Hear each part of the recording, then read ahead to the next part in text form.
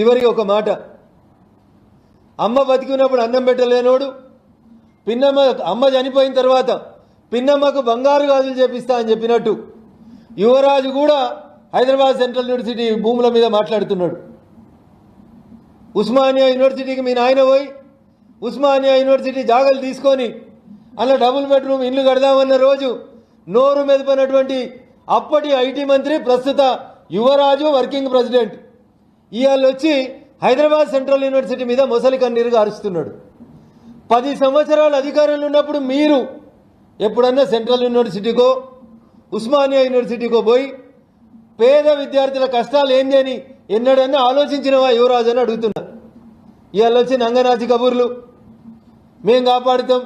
మరి అడుగుతారు కొంతమంది మీడియా మిత్రులు, రోడ్ వేసిన రోజు ఏ గుడ్డి గాడిదలకి పళ్ళు తోమైతే అందుకోండి కేటీఆర్ అని అడుగుతుండు. దానికి సమాధానం చెప్పాలి ఇవాళ కేటీఆర్ గారు. అందుకనే